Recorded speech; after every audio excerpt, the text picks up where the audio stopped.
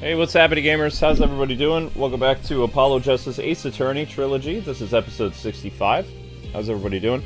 Sorry for the late start, but there was some stuff that happened today that kind of delayed everything. I've been dealing with something. So thank you guys for keeping us in your thoughts and prayers about what happened.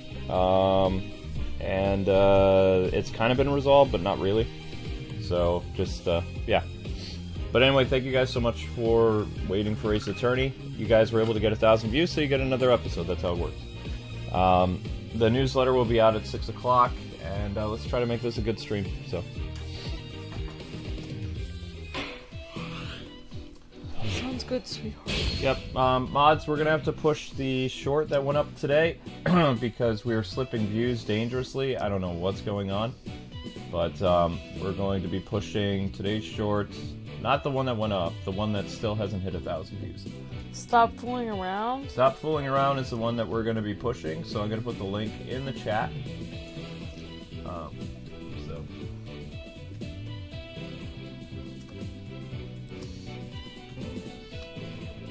Great to see you guys and gals in the chat. Hope you guys are all doing great today. And hello everyone, hope you guys are all doing well. And we had a nice highlighted message from Captain Zach in the last stream. So supporting the K-Wings, Save the K-Wings, and Captain Zach supporting a member for 3 months. So thank you so much, Captain Zach, for being a member for 3 months. That helps out tremendously. Thank you so much. Bless your heart, Captain Zach, for all that you do. Thank you so much. Alright. Larry reminds me of me, minus the lady chasing, says Justo. Minus the lady chasing. Okay. That's cool, Justo. So yeah, guys, we'll be pushing the short because we need to. I don't know what's going on, but between YouTube not allowing comments or something for the past, like, what was it, 2 days? I've heard people try to leave comments on the channel and they've been unable to, or they see that their comment was added but they can't go back and look at it. Oh. There's been all kinds of... So that's what people were talking about, is with the comments. Yep. We have not been hiding people's comments or any weird stuff like that. YouTube has done something pretty crazy with the comments. So, anyway, guys, we're about to hit 900 views for an hour, so that's bad. Let's get those likes up if we haven't already. Or not the likes, shoot. Watch the short. Remember, you can watch the short as much as possible. Watching the short helps tremendously. Let's try to get like 40 or 30 views into the short as quickly as possible. Alright, so where were we? We were talking to the incident. Will they let us examine? Okay, so we can do the examination first. Is that happening on other channels or just ours? I don't know. Okay. Alright, now we can examine everything. Thank you for the super chat, Justo. Thank you so much for the super chat, Justo.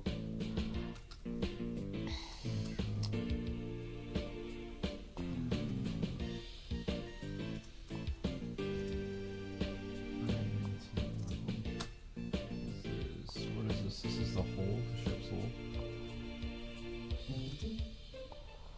It happened on all the channels? Okay, thank you, OH. Appreciate that. Thanks for letting us know.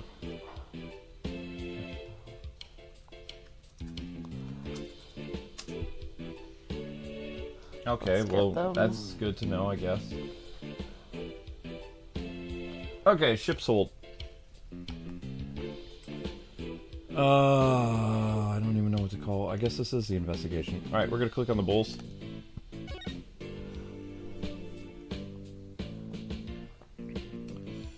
So there are 2 male Pegapole lanterns in the reception hall. That must mean that these are 2 female Pegacal lanterns. Larry got their sexes mixed up when he replaced the one in the reception hall, huh? Yeah, the comment section's been broken for 2 days now. It's still mine. Didn't you see the horns? The difference is pretty glaring if you ask me. And yet we managed not to notice. Oh, he managed not to notice. That's what makes Larry Larry. And Larry being Larry has always been more than my fair share of trouble for a lifetime. Emma? Oh, Mr. Wright. Oh, that's all she said. You know that lantern the victim was found inside of the reception hall? I'm just about to go piece it back together so the police can examine it. Oh, alright. We'll stop by for a look too once you're done fixing it. Oops. Probably should have talked to Emma before she bolted off. Oh well. Wait, did she already leave? Right. Oh no, she's here. Okay, so we'll talk to her real quick. Talk to Emma. Oh, hi everyone. Hi Crossfighter. Hi Isaiah.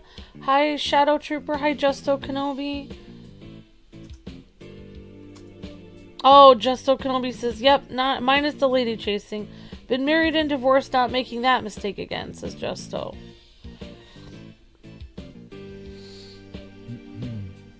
Yeah, Larry is a lady chaser, huh, Justo? Seem to be. Alright, here And we go. he seems to make... Oh, okay. Ready? Oh, you're fine, Timmy. You were just trying to help me out. You're fine, Timmy. Alright, I'm ready to go.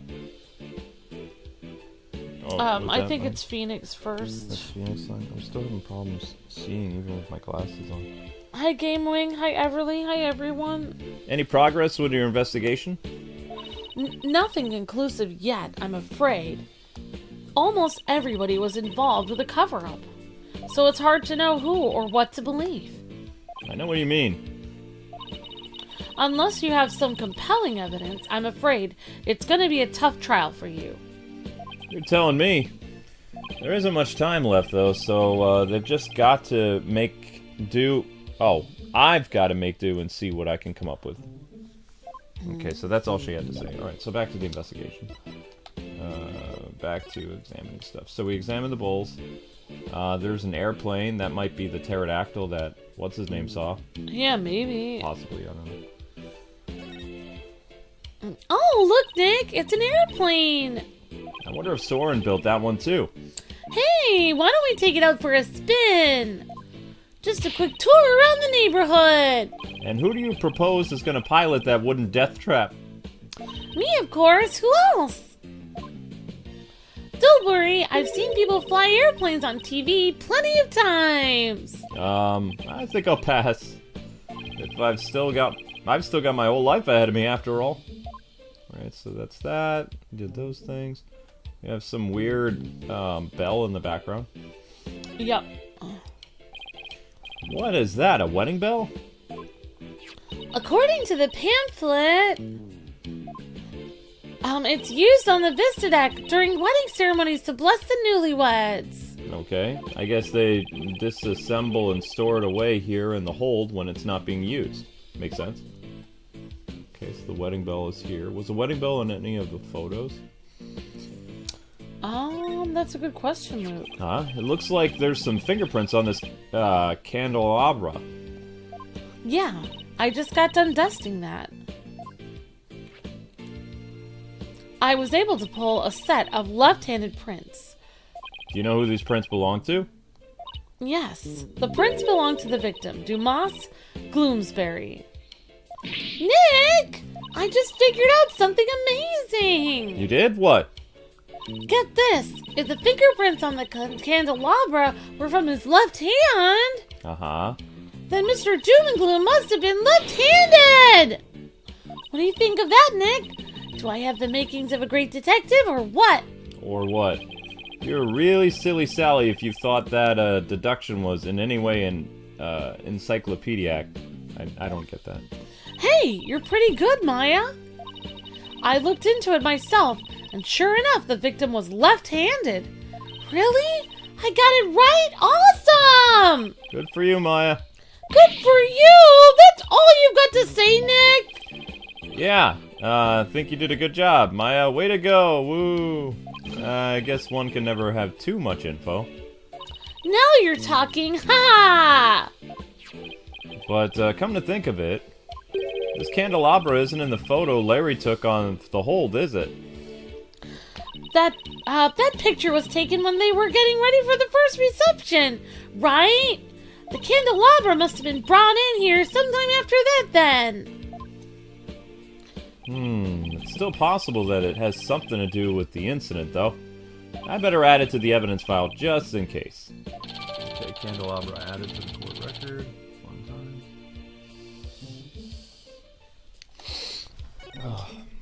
time. Oh, by the way, Mr. Wright. You can have this fingerprint powder if you like.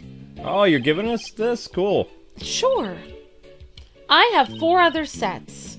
Oh, thanks. I feel like there's something more to the candelabra, but I can't put my finger on it. It feels like there's more to the candelabra, but I can't put his finger on it. Interesting pun, Phoenix. Okay, so we checked this, and the cake we haven't checked yet. Okay. Check the cake. Oh, it's a cake, Nick! A cake, look! It's so big, they wouldn't miss one little piece, would they? If you have that, well, if you're that in the mood for a mouthful of styrofoam, knock yourself out. You mean it's not real? Well, it sure fooled me. I was so ready to have some that I'm really craving cake now. Come on, Nick, let's go get some cake. Maybe after the trial is over, I'll do that. Oh my gosh. It's a styrofoam cake. It's not real. They actually taught us about that in culinary, that's a trend now that they do. So basically what they do is, I can explain. Okay. So basically they make the entire cake out of styrofoam. They frost it with actual real frosting, the styrofoam. They bring it out to people, and then there's one real piece of cake. They've cut a piece of styrofoam out, and they've inserted one real piece of cake. And when the bride and the groom, give each other cake, they cut that one piece of cake out, and they put it in each other's mouths at that one point. Where you're supposed to smash the cake at each other's mouths at the ceremony. But in reality, I don't think Luke and I did that. We just gave each other a piece of cake, because Luke's a sweetheart. We had real cake. We actually had a real cake. We didn't have a styrofoam one. And then what they do for the guests is they have that cake on display. And then what they do is they have sheet cake out in the back with a frost. And so the cake, it looks like you're getting that cake, but in reality, you're just getting cake from a sheet tray of cake from the back. Okay, so they give you fake cake, but they have the fake cake on display, and then they give you real cake from the back room. Okay. All right. Sorry for such a huge explanation. So this is the airship's engine. It's pretty impressive. Yes, the cake is alive, Mr. Divergent. And it's all rhythmic, like a heartbeat. It's the literal heart of the Flying Chapel. Look at all those huge gears spinning around and around and around and around. And, oh, I think I'm starting to get dizzy. Yeah, me too. Maya was watching it go around. Why were you watching the gears go around and around and around? That's not good. Because she's so full of life. Because Maya's such a sweetheart. Maya is an interesting one.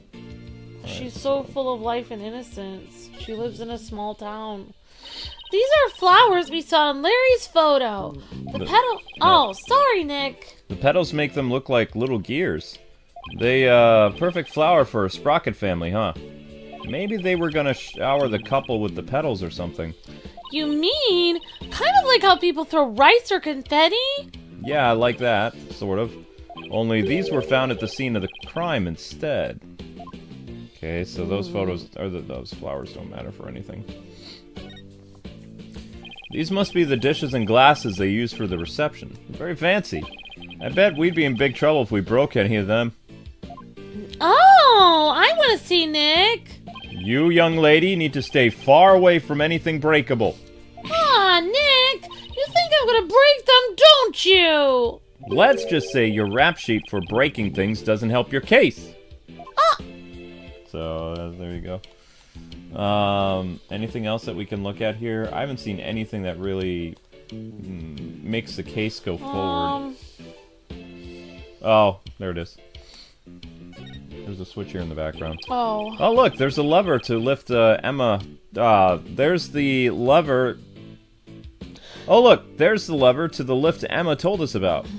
Let's try going up on it. I'll go flip the switch, okay?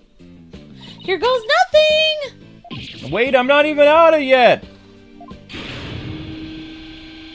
Oh, there's blood. There's blood. There's blood. There's blood. There's blood. There's blood. Hey, Maya, stop the lift! Oh, you could totally fall down there on accident. Whoops, sorry. Got a little carried away. Never mind that. Move over a little. Oh, okay, Nick. Is that blood? Blood. Let me see. Could this be Mr. Gloomsbury's blood? Well, this lift goes up to the Vista deck where the murder took place, so I think that's the most logical conclusion. Alright, but I thought the victim was clubbed to death and that there wasn't much blood. Something tells me I'd better take a photo of this. Ooh. Lift bloodstain added to the court record. Okay, lovely.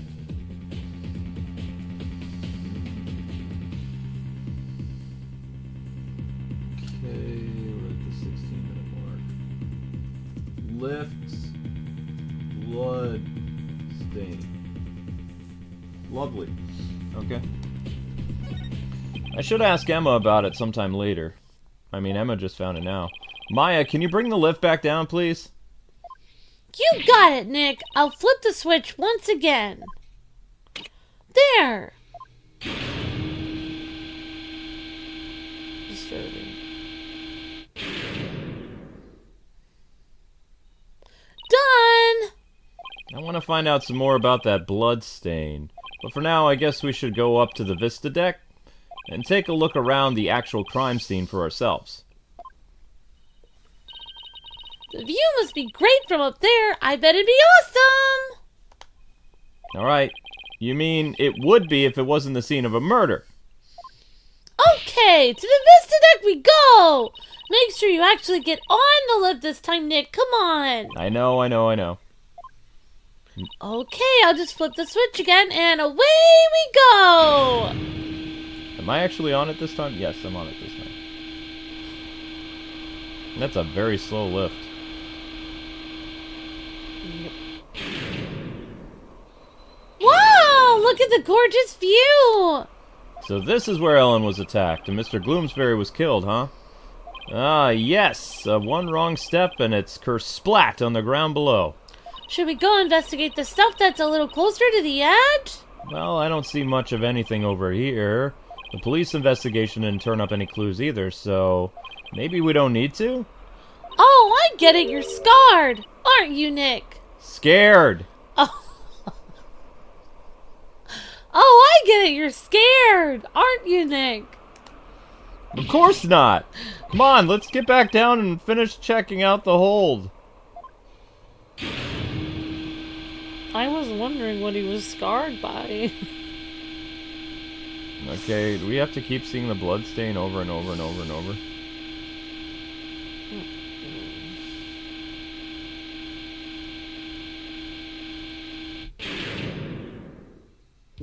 I mean, what's left to look at? There's nothing. Let's see. I'm looking at everything here.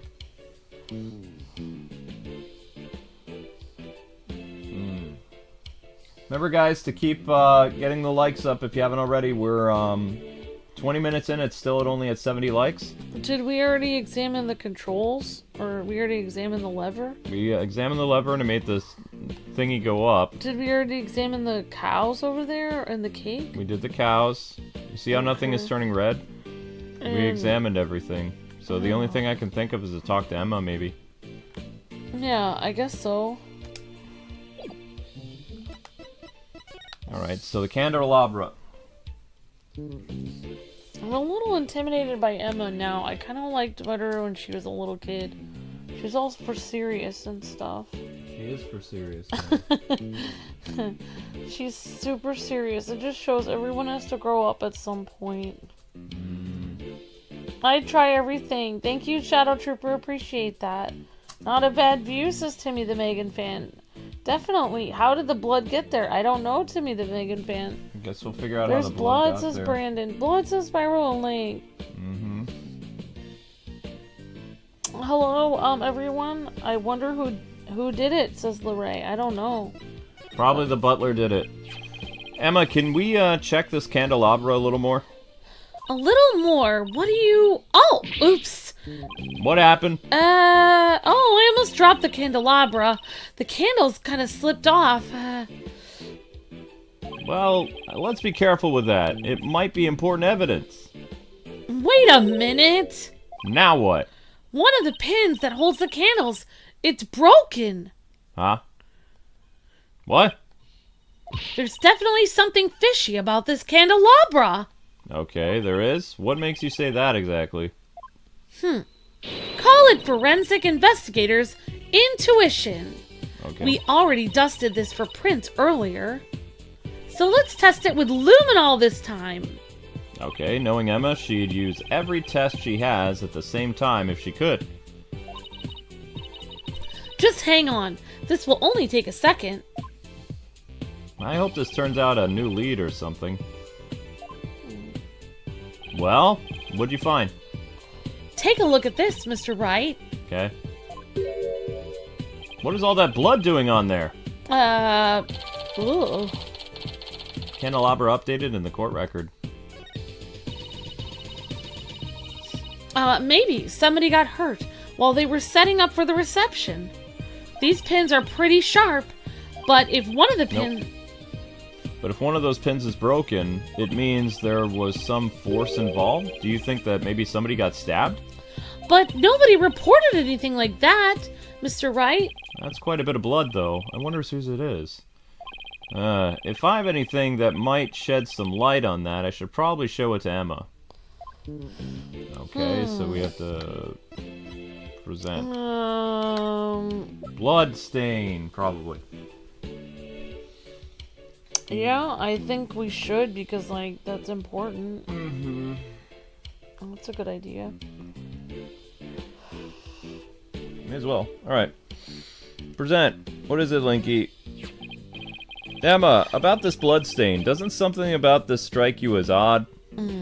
What's so odd about the victim's blood, Mr. Wright? It's not exactly... There's something about it that bothers me. Now that you mention it... Hey, buddy. It is really red. I can't say I necessarily disagree with you.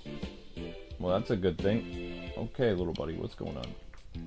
Alright, guys, you're at 80. Keep going. Good job. Can't say I necessarily disagree with you.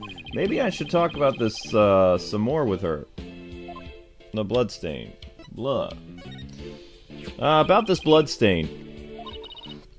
What about it? There's something about it that's been bothering me. Oh yeah, what's that? Well, there's a huge bloodstain on the crime scene lift and bloodstain on the candelabra. Now, this is only a guess, but I'm thinking maybe these two bloodstains are from different sources. I don't know. What do you guys think? The same source, different sources? Tick-tock, tick-tock. Different sources, same source. I would say the same source. There was only one murder victim. You think it all comes from the same person? I think it's all the same person. That's my opinion. Okay. What do you guys think? Same source or different source? Anyone? Some people are saying same. Okay, so let's try same source. Same source, right, Linky? I'm thinking maybe these two bloodstains are from the same source. I guess that is a possibility. Can we compare the two bloodstains? Would that take a lot of time, or what? Are you kidding? Don't underestimate the power of science. I'll be done in a jiffy. Okay, then. And the results are in. That didn't take long now, did it? It seems that the blood from the lift and the candelabra are from the same person. Bloodstain updated in the court record. Candelabra updated in the court record. Well, the victim has clubbed to death and there wasn't all that much blood. But If this isn't Mr. Gloomsbury's blood... Whose blood is it? Well, this is just a guess, but what if Mr. Gloomsbury stabs somebody with a candelabra pin? Would that explain both the huge blood stain on the lift and the blood on the candelabra? Oh my goodness! If that's true, then that means there was somebody else present at the scene of the murder! It does, doesn't it? This might substantiate Ellen's statement about a third person. Emma, could you have the blood analyzed? Sure thing. A mysterious blood stain on a candelabra with the victim's prints on it. This just might be the thing to back up Ellen's memory of seeing a third person. Next up, the reception hall. It might be worth taking another look around in there. The reception hall. The forensics team is in there investigating right now. Oh. Oh, they are? Well, we don't have time to just sit around. Let's go check out something else. Good idea. We could go question some people. Especially Sorin. I have quite a few questions for that guy. Sounds good, Nick. Off to do some legwork then, huh? Yep. I thought we'd head to Sorin's house for starters. He was accompanying the police on their investigation here earlier, but he's probably home now. Great. Thanks. Later, Emma. All right. Sure thing, Mr. Wright. We're gonna bolt now. Back to this guy's house. Would be my guess. Yep. Sprocket Manor. Sprocket Man. This is the foyer. This is 26 minutes. September 22nd, Sprocket Manor foyer.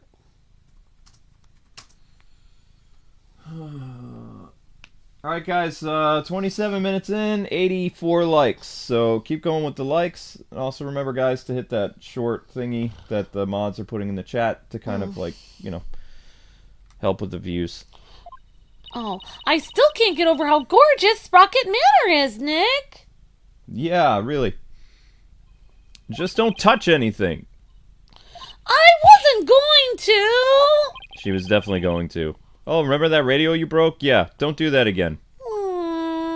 I was told I had guests. Oh, wait, no. It's this guy. Hey, thanks for seeing us, Sorin. We know you're busy. We'd like to ask you a few questions about the case, if you don't mind.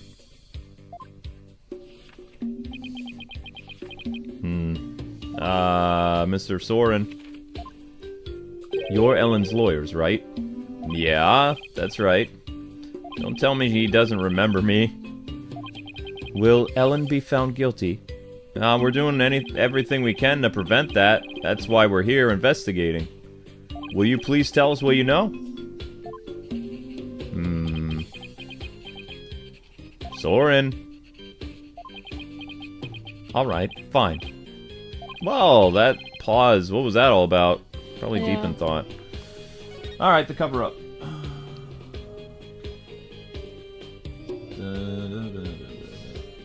And good job, guys. You put 60 views into the YouTube short, which helped that YouTube short cross over to 1,000. But we're gonna keep pushing that YouTube short this entire stream. So, also, you guys are almost at 90 likes.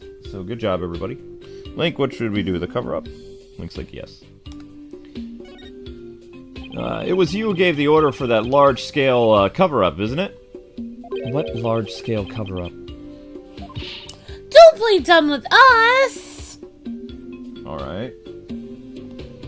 You held 2 wedding ceremonies! I mean, 2 wedding receptions in order to try and cover up Mr. Gloomsbury's murder! Ellen thought that maybe the power of the timekeeper you built, she'd travel back in time. Ah, so that's why there were 2 receptions. Wait, does he seriously not know why the reception was held twice? Looks like I have to delve deeper into here. Time travel! Thank you, Blue X, for 14 months of being a member. Appreciate it, buddy. Thank you so much, Blue X. Thank you so much. 14 months. That helps us out tremendously. Congratulations on 14 months membership. Thank you very much. So the cover-up scheme, that fake trip through time. You're not the one who was behind it at all? No, your butler stated in court that you were the one who ordered it to be carried out. Pierce said that? I see. I leave him in charge of everything around me, so whatever he decides, in essence, is my decision too, I suppose. So I take that you didn't even know anything about the cover-up? That's none of your business. But you were in the 2 wedding receptions in a row. And still you claim to know nothing? I have nothing more to say to you. Please leave. But Sorin! Wow. This dude's a total jerk. He's gonna tell us to go buzz off or something. Ow! Maya. Oh, there's something written on this paper airplane, Nick. Let's see. Go away! If that doesn't get clearer than that, huh? He's looking especially uncooperative, but maybe I can grab his attention somehow. There's still that one piece of evidence I don't know about. It's worth a try. Alright, so we're gonna present what? Bloodstain, Candelabra, entry, autopsy, piece of hold.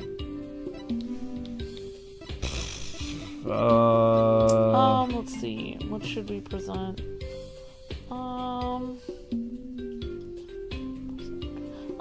What about, what was the, oh yeah, wasn't there something weird about the Candelabra?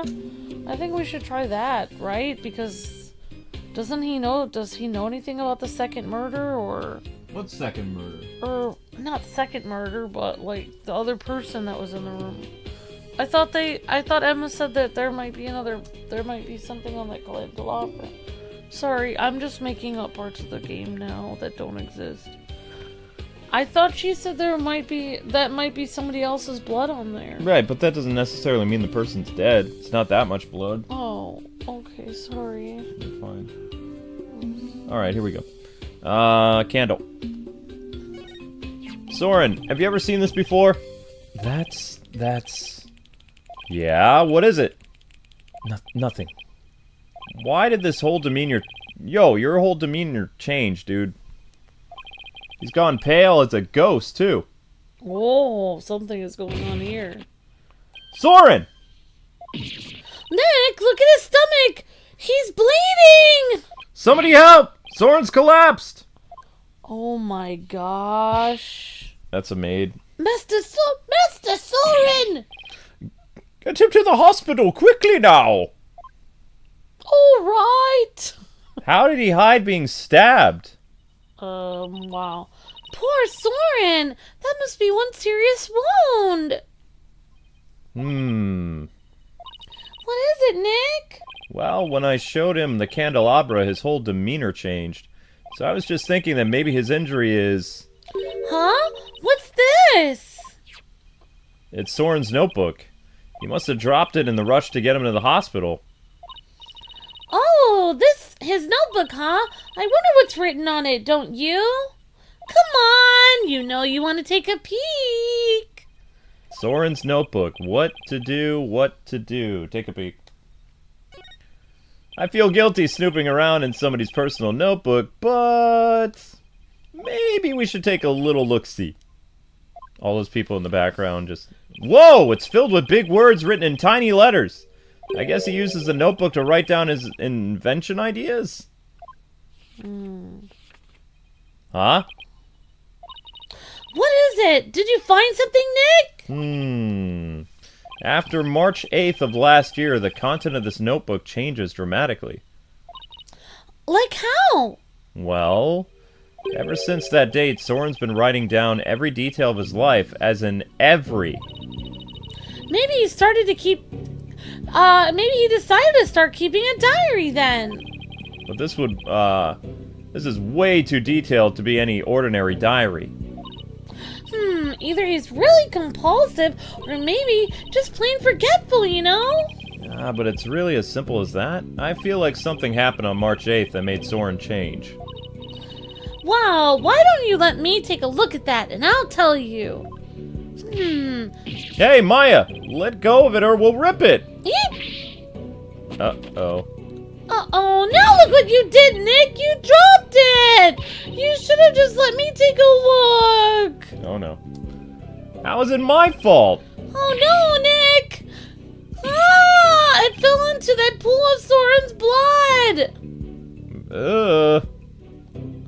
I can't read a thing on these 2 pages now. Uh-oh, you're gonna get it now, Nick! I guess it really is my fault after all. Let's just put it away carefully for now. We can't let anything else happen to it, you hear? Sorin's notebook added to the court record. Ugh. Now it has his blood all over it. Ugh. Hey! Look, there's something sticking out of the notebook, Nick! I don't think we should look at it anymore. It looks like a newspaper article. Let's see. It's about the car accident Sorin's sister died in.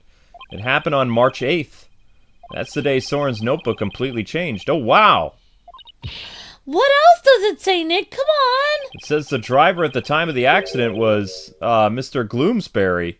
It says Sorin was in the car, too, and that he had sustained severe injuries. Oh, wow. Just like Pierce said. Sorin completely changed after the accident. Okay. Oh, my gosh. Interesting. So Gloomsbury was driving the car when they got into that accident. That opens the distinct possibility. Of? Of Sorin holding a grudge against Mr. Gloomsbury. You think Sorin could have... I don't know. It's not like I have any proof. We should talk to Pierce about this when we return to Sorin's notebook to him. Though he doesn't seem to be here right now. Maybe he's at the Flying Chapel? Alright, so we're going back to the Flying Chapel. Okay. Alright guys, you're almost at 100 likes. Keep going. Back to the chapel.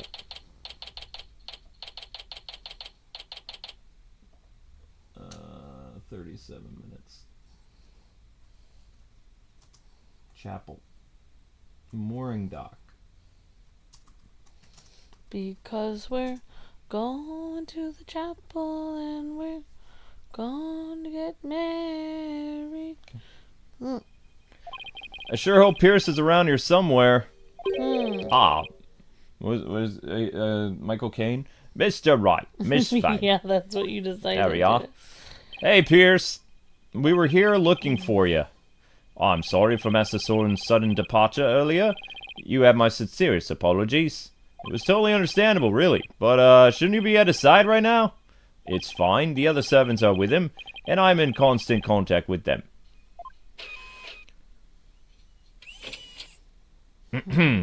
Do not forget to give him his pain medicine, and be sure to keep him hydrated. Also, see to it that he's not up and about. He needs complete bed rest. Is that what happens when you're too rich for normal, peasant phones? I must return to Master Sorin now, but... Did you want something of me? Actually, yeah, here's Sorin's notebook. He dropped it when he collapsed. I hope Pierce doesn't notice the bloodstain. Oh, thank you very much for this. I'll see to it personally that Master Sorin gets it back. Alright, thank you. Thanks, Pierce. Sorin's notebook returned to Pierce. I trust you did not look inside. Oh, of course not. There's kind of blood all over it now. Because it's filled with numerous patent-worthy ideas, you see. Look, I know you're busy, but would you mind if I asked you a few questions about the case? Let's see now. Well, as I said, I must be getting back to Master Sorin. However, if you would make it quick, I'd be greatly appreciated. Alright, I'll make this as quick as I can. Because I'm going to indict your client. I mean, your butler. I mean, your master. Whatever. Yeah, your employer. Yeah, employer. Alright, you guys are 3 away and 39 minutes in. You're almost there. Keep going. I'd like to ask you guys about the cover-up you tried to pull off, if you don't mind. I told everything there is to tell in court already. Disposing of anything that may harm the Sprocket family's reputation is simply a part of me job. Sounds like a lovely job description. Whoa! Oh my gosh. Thank you very much, James. That helps out so much, dude. Thank you. Wow, thank you, James. I'm not familiar with this game, but it looks fun! Unbelievable! You are the top donator of the day, James. Thank you very much. I can't even find it either. It's under Ultra. Oh, you passed it. Oh, yeah, there it is. Thank you very much, James.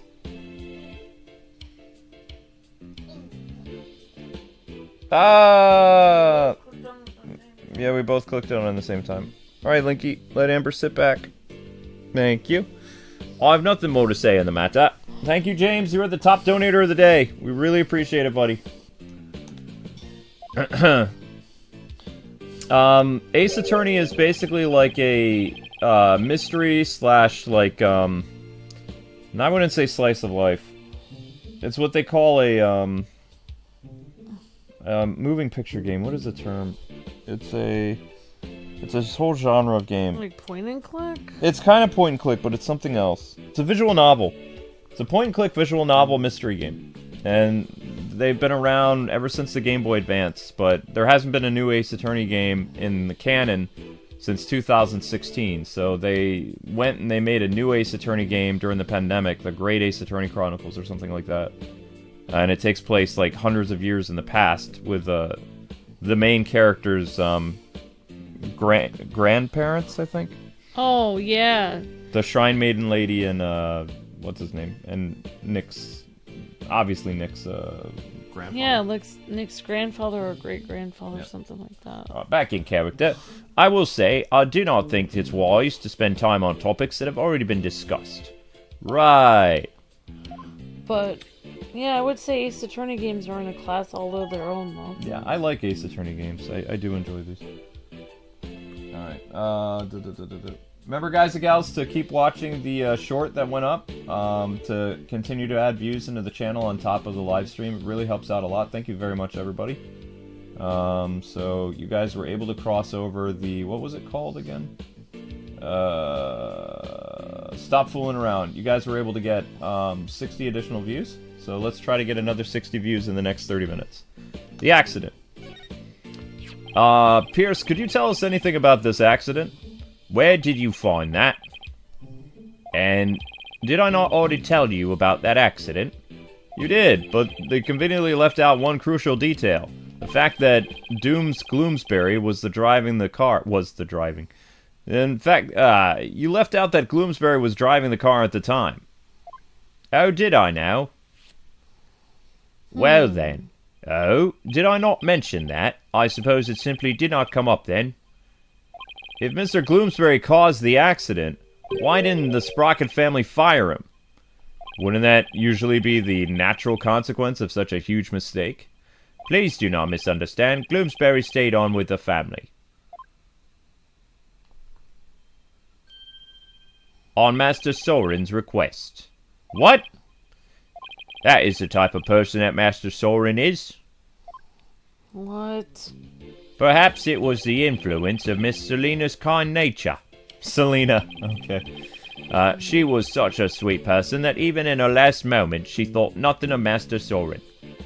Not only did Sorin not hold a grudge against Gloomsbury, he insisted on keeping him on?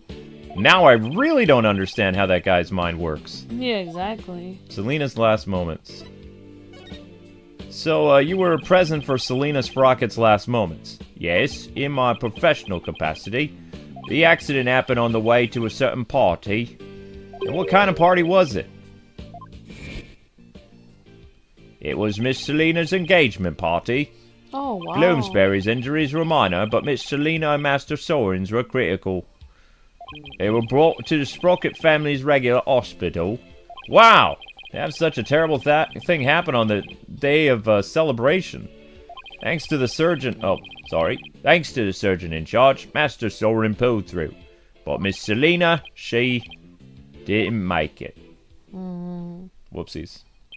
Oops. The last words...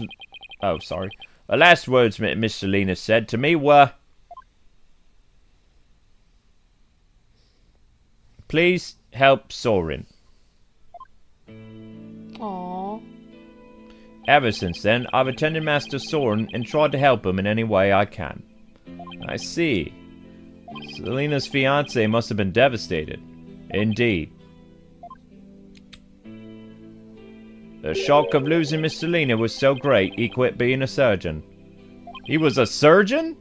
Wait, so the surgeon who tried to save them both, was he... Yes, he was Miss Selina's fiancé. Oh, wow. What a terrible tragedy! How awful. So where's her fiancé now? Good question. I wonder that sometimes myself. So Selena had a fiancé.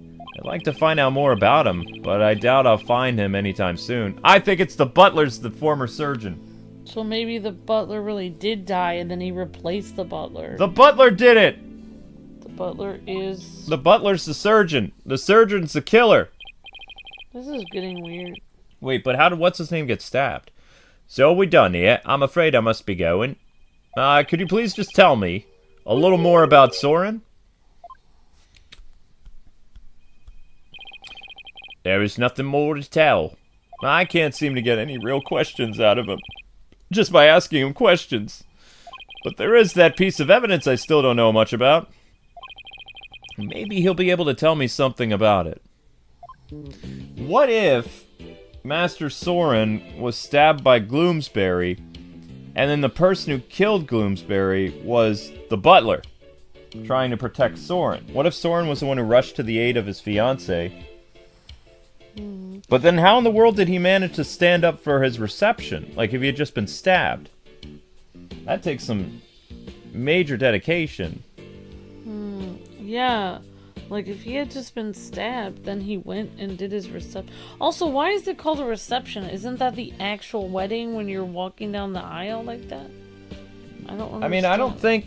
I really don't believe that the fiancé...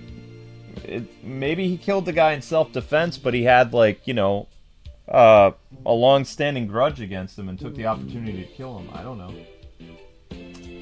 Yeah, like, the opportunity... The opportunity presented himself to kill the guy, so, you know. But, I mean, the fact that the dude tried to kill... Sorry. No, I didn't mean to do that.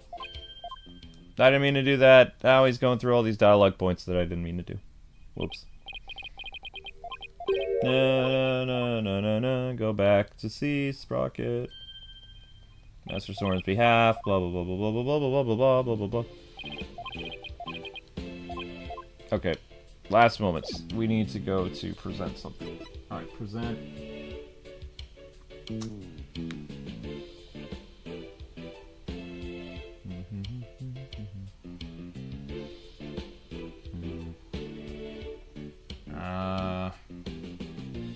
What should we present?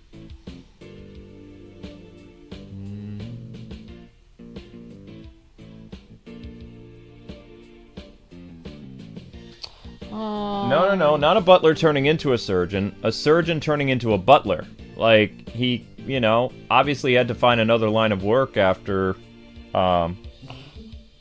quitting because he failed to save the person he loved. And also she told him to watch out for her brother, so what better role could he have as becoming the butler? You know, also maybe Sorin didn't even know him very well yet, so he could probably easily sneak in and become a butler. Yeah, exactly. Yeah. I think we should... Did we already present to him that Candelabra thing?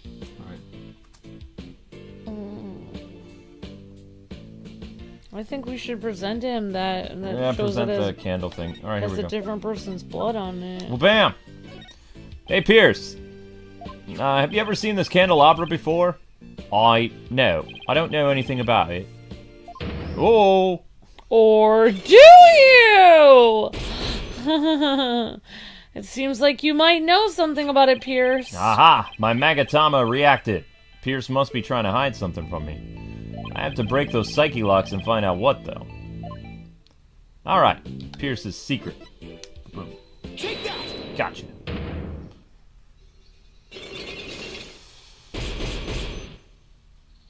Pierce's secret. Pierce! You're hiding something from me about this candelabra, aren't you? I don't know what you're talking about. It is one of the candelabras from the Flying Chapel, is it not? Is there something special about it?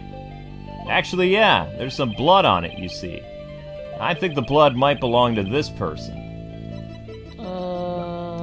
Sorin. Take that! Oh. Sorin has a rather nasty wound on his body, doesn't he? Aha. What? Yes, Master Sorin is indeed injured. Are any of the other people involved with this case injured? No, not as far as I know. I see. Then let me ask you this, Pierce. Do you suppose Sorin could have been more directly involved than you're letting on? What in the world would make you think that? Oh, so I've got my reasons. Mr. Gloomsbury's fingerprints were found on this candelabra stem, which leads me to believe that Mr. Gloomsbury stabbed Sorin with it. You cannot possibly think Master Sorin is the one responsible for the murder. I don't have any conclusive evidence of that at the moment, but I do think he had a motive. This proves that Sorin had a motive to kill Mr. Gloomsbury. Well... The car accident? Yeah, I think so. Even though it was an accident, Mr. Gloomsbury was the man responsible for taking Sorin's sister away. Oh, was he now? I thought the car did that. Let's suppose Mr. Gloomsbury did stab Master Sorin with the candelabra. Can you prove that it had anything to do with this case? He might have been stabbed at some other location for some other reason. Sorry, but I can prove it was related to this case. Oh, really? Sorin stabbing Mr. Gloomsbury's death are definitely connected. Are they now? This is the piece of evidence that ties Sorin's injury to Mr. Gloomsbury's murder. The fact there was blood in the lift area thing? Oh, right. Yeah. This. Oh, gross. A bloodstain was found on the side of the lift that goes between the hold and the Vista deck. Its blood matches the blood that's on the candelabra. We really said blood twice, like back to back. I can't believe like that. someone didn't lift that up and then wash it off before we investigated. They probably didn't know. I obtained the results straight from the police, so I can assure you this information is correct. This bloodstain on the lift indicates an important fact. It shows us that Sorin was there during the crime. Gloomsbury wasn't there. The murder was in the reception hall. Well, if it's Sorin's blood, then it has to show that he was there. Sorin's blood is on the lift, which can only mean one thing. He was there, wasn't he? Sorin was at the scene of the crime. You are very astute, Mr. Wright. It appears I cannot hide this from you any longer. Bam. Very well. I will tell you everything. Except that I'm a surgeon, secretly now a butler. Oh, then he would be the fiancé of his... That's what I'm saying. Sorin's... So this guy might be the fiancé of Sorin's sister who died. Right, that's what I'm saying. Yeah. Wow, that's dedication, that you would spend your whole life as a butler for your fiancé's little brother, just to watch out for him. That's pretty dedicated. Could you tell me about Sorin's injury? I mean, I'm just guessing. It sounds like a Korean drama type thing. It could be right, could be wrong. Very well. This is what I heard directly from Master Sorin himself. As you surmised, Master Sorin was stabbed by Gloomsbury on the day of the murder. It happened after the first wedding reception. The happy couple was in the reception hall when suddenly Gloomsbury appeared. He attacked Miss Ellen and tried to take her away. Master Sorin went to stop him and found himself in a struggle with Gloomsbury. That is when Master Sorin was stabbed with a candelabra. It's like that clue thing or something like that. Yeah. Even though Master Sorin was badly injured, he went after Gloomsbury. So Sorin really was at the scene of the murder, wasn't he? Yes, that is correct. However, by the time Master Sorin arrived at the scene, Gloomsbury had already been murdered. So Pierce is saying that Sorin was at the crime scene, but that he didn't have anything to do with the murder itself. Even still, why did you try to keep such an important piece of information from me? I'm very sorry. Master Sorin's injury and Gloomsbury's murder were not directly related. So I decided not to mention it, as so not to unnecessarily complicate the investigation. No, they're all connected. They're all like a piece of the puzzle. Now then, I'm sorry, but I'm afraid I must really be going. Please excuse me. Thanks for your time. We'll be talking again, butler. Pierce should have just told us everything in the first place. Saved us a whole lot of time. Yeah, but I guess it isn't that simple for him. He is the family butler, after all. He sure didn't make our job any easier, though, did he? But at least we learned something new. Sorin was at the scene of the crime. That's true. One step forward is better than none. So, what's next, Nick? Let's see. The forensic team might be done investigating the reception hall by now. Let's go check it out. Sounds like a plan! Alright, back to the reception hall. Again. Doubt we're gonna find anything new, but why not? Back to the reception hall. 56 minutes.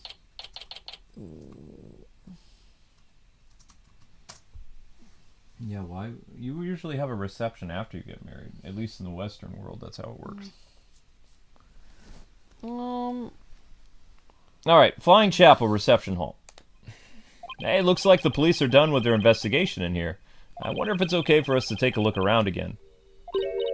Oh, Mr. Wright. Oh, whoops. Mr. Wright? Whoopsies. Hi, Emma. Would it be alright if we investigate in this room right now? Sure. The police are all done, so go for it. Oh, remember that broken lantern? I restored it to perfection. I have to say, it's some of my best work. Sounds like the repair job was a resounding success. Thanks, Emma. We'll take a good look at it, too. Well, I have to be getting back to the station. Try not to mess up the crime scene if you can help it. We'll be careful. I'll be seeing you. Later, Emma. Wouldn't her repairing the lantern actually be messing up the crime scene? Just FYI. I don't... That's a good question. I don't know. Bye, Emma, and thank you. Well, shall we get started? Any ideas? I don't know. I really wonder about that Pierce. Yeah, I know what you mean. He seems to have a lot of power over everybody and everything, doesn't he? Actually, what I was really wondering about is what shoulder that shoulder mech of his is. You know what I mean? Huh? I mean, it's pretty amazing how many things that tiny little contraption can do. What if that mech is actually Pierce's true color control center like his brain? Maya?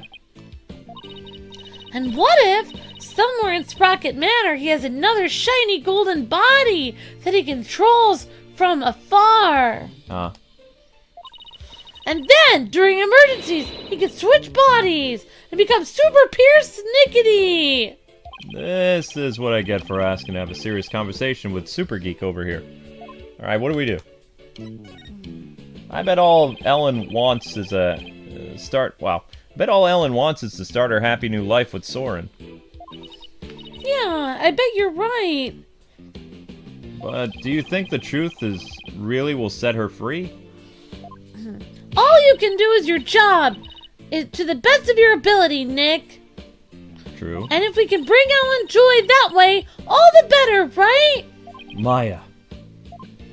Yeah. Either way, I think true happiness can only be found in the truth, right, Nick? Yeah, I suppose so. What are you looking at me like that for? I was thinking about how wise that sounded, and I was kind of shocked. What? Looks like our little Maya's growing up. Would you knock it off, Nick? I'm trying to be serious here. Sorry. Wow, unbelievable. Hey, there's a maid in here now, but we can't talk to them. They don't matter. Yeah, they're invisible. They're nobody. Wow, Luke. That's not what I meant. I meant like, never mind. It is so hard to find good help these days. Oh my god. Really is. Alright, well, let's see. We're at the reception hall. Where's the... I guess we can examine some stuff. Okay. We can examine the cow again. Oh wait, yeah, that's red. That's nothing. That's nothing. What about that weird clock thingy under those gears? Is that important, or...? Huh? Oh, you mean this thing? Yeah. Okay. Everything is spick and span. Oh, that's new. Yeah, there's something. That caught my eye. Hey, this is where the murder... Wait. This is where the murder weapon... Well, this is where the murder weapon, the Timekeeper, was displayed. I guess it's in police custody now. Huh? What's this? A key. Let's ask that maid about it, Nick. Good idea. She might be able to tell us something. Excuse me, could I ask you a question? Of course! What would you like to know? Do you know anything about this key? It's the key that starts up the Timekeeper, of course. Everyone knows that. A startup key? That's right. Oh, the first startup of love ceremony was so beautiful. The bride and groom each had a symbol of their love. Then they put them together. How romantic it was. Key of love added to the court record. What is it, Linky? One up? Okay. Linky wants up. The startup of a love ceremony, huh? What exactly did that entail? It's a ceremony in which the couple activated the Timekeeper together for the first time. I suppose it was kind of like a cake-cutting ceremony. And what's the symbol of their love you mentioned? Well, that's kind of an industry secret, so I can't say. I'm sorry, I'd better get back to my work, washing these windows. Alright, looks like there's an order from above not to talk about this. Okay, so that's done. I guess we need to examine some more stuff. Alright guys, good job. Whoops. 120 likes, next goal. Alright guys and gals, 120 likes is your next goal. Thank you very much. Let's keep the ball rolling. What is it, Linky? Okay, you wanna stretch out. He's Alright, big guy. squirming around. Alright, big guy. Where are you actually trying to get to? What are you doing? He's just snuggling. This is considered snuggling? Alright. He's just snuggling all over you. Hey! I think that tablecloth is new. They must have changed it yesterday, Nick. Ah? Oh yeah, how can you tell? Because the food stains that were there are now gone. Ah, I should have known it's because it's food related. Okay. New tablecloth. Anything that lights up red. Up this thing. It's another beautiful day outside, isn't it, Nick? Yeah, if only it wasn't the scene of a murder, we could really enjoy it. True. It must be tough for the maid staff to work on a beautiful day like today, though. Oh, we don't mind. Whoa! I didn't think you could hear me all the way over there! I've heard your whole conversation, Sonny. I don't think she's an old lady. We don't... This is I'm trying to do an English accent. It's the only way I can do it. So the only way you can do an English accent is if you make the person old. I was trying to do Eliza Doolittle, but it wasn't working out. That's not Eliza Doolittle. We don't think of it as simply cleaning. It's more like we're wiping away all the sadness stuck to this airship. Wow, talk about devoted. Wiping the sadness away. Okay. Hoping for better days. Okay. I guess we checked out everything of interest in this area. Wiping Nope. the sadness away. Wouldn't be able to hear you from all the way over here, thank you. Yes, you can. Nope. Not happening. Okay, going over to the bull. Alright, this is the bull. Nick! What? What's wrong, Maya? This hasn't moved an inch since the last time we looked at it. It would be pretty creepy if it had. I should have moved it to mess with Maya.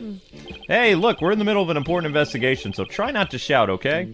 I was just hoping it changed somehow, you know. That would be, like, more interesting and stuff. The last thing we need is for things to get more interesting on this case.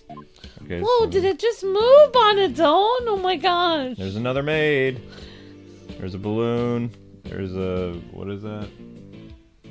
Something here, something over there.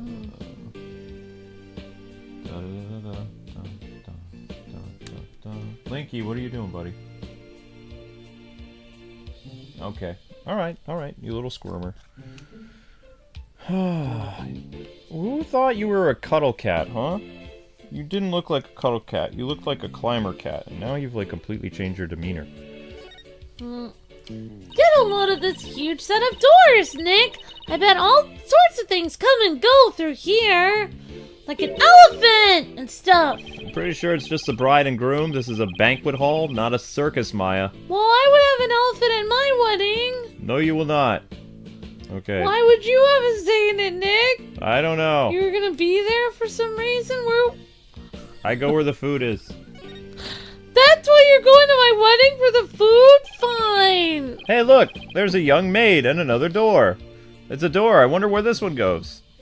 Shall we open it and see? Wait! Please don't open that! It's the emergency escape hatch! No! It leads directly outside. You'll fall to your death, miss. Ooh, that was a close one, huh, Maya? I'll say, whoops. Whoops. Okay, so that didn't do anything. Alright, let's try to investigate the other side now. Run away. Oh, there's the... Wait, she said she did the one that Emma repaired. That's the one she fixed? She just put duct tape all over it. Oh my gosh, she did just put duct tape all over it. Here's the broken lantern all patched up, and I do mean patched. Yeah, that's not really very fixed. Emma said this was some of her best work, so I know she put a lot of effort into it, and duct tape. Yeah, really. You can tell. It was pretty smashed up, too. It must have been a lot of work to piece this thing back together. Well, she gets an A for effort at any rate. Huh? This whole wheel handle on the back has some blood on it. Oh. Gross. Looks like somebody gripped it with the bloody hand. Maybe the blood got there when the killer was putting whole Doom and Gloom's body inside. Do you see anything else worth noting, Nick? I'm thinking. Well, there's another one of these lanterns over there. So it might be a good idea to really compare the two later. Repaired broken lantern. Okay. Well, what else is there to look at? I mean, I can't believe Emma didn't find that. I mean... Excuse me, is the fog machine ready to use now? No, I'm afraid not. We only put dry ice in it when there's an actual reception, miss. Aw, bye, Linky. Aw, I see. That's too bad. I wanted to use it. She still wants to blast me with a cloud of smoke, doesn't she? Nick, maybe if you stood in front of here, we could see if there's some more dry ice left over inside. Nope. Not happening. Fine, you're no fun, Nick. I'm the fun killer. I don't even know why we're gonna get married someday. Because people ship it. People are shipping us so hard, Nick. We have to get married at this point. Wait. Oh yeah, that's right. So this is the unbroken peggable lantern. And this is the one that Emma restored. I wouldn't say they look exactly the same. More like they're made up of the same parts. Wait a minute. What is it, Maya? I think there's something off about this peggable, Nick. Just about everything about it looks off to me. Yeah, it has like duct tape all over it. Oh, no it doesn't. I'm not quite sure what it is, but some detail isn't quite right. Show me the restored lantern again, okay, Nick? Okay, here it is. Hey, I know. It's this, right? What? Where? The thing about the restored lanterns that off is the angle of the wings, the shape of the horns, the color of the handle wheel.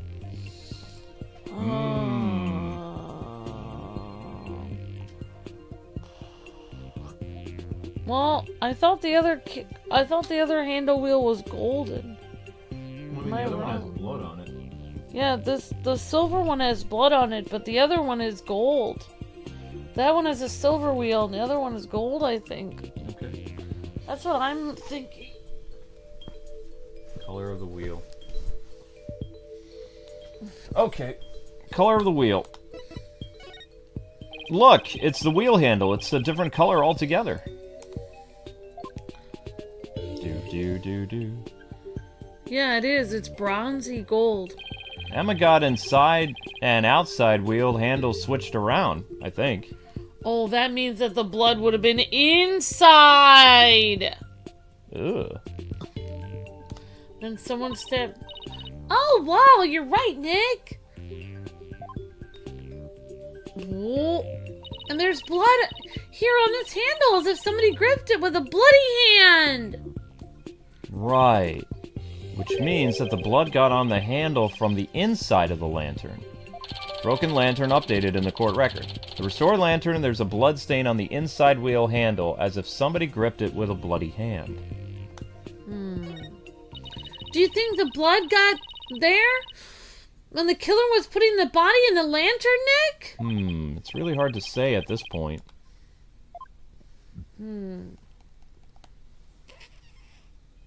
Easy ups. Whew! Well, I think we've checked out everything relevant to this case. Are you sure? Oh, never mind. I have no idea who that is. What are you two doing here? Wait, what are you doing here? Oh, it's Sorin. Sorin, shouldn't you be resting in bed? You're kind of stabbed, dude. How do you know about that? Never mind. Uh-oh. My notebook. Have you seen my notebook? I can't find it anywhere. My notebook. I need my notebook. Oh. What's the matter with him? My notebook. I have to have. Master Sorin. Master Sorin, I told you to stay in bed, sir. My notebook. Here you are.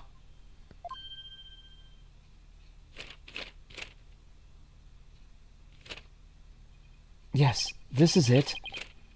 So Sorin gets emotionally unstable without that notebook of his, huh? Oh my gosh. What is happening with him? Oh, he had major anxiety. Looks like he's calmed down a bit now. That was weird. Sorin, do you mind if I talk to you for a minute? Oh, I cannot allow you to do that. What if his wound were to open up again? He needs to rest, he does. I guess you're right. Now, if you'll excuse us, come along, Master Sorin. Let us retire. All right.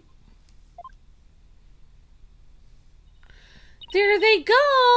Pierce is right. I guess he really isn't in any condition to be questioned. Well, let's head back to the agency and sort through what we've learned.